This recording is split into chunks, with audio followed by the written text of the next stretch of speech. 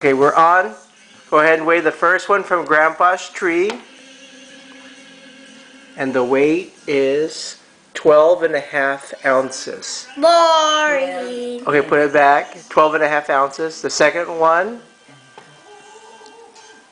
Alright, let's see. The second one is 13.4 ounces. And then the next one is 15.6, almost 1 pound. Okay, put it down. Okay, now Janet, come on, bring in the big one.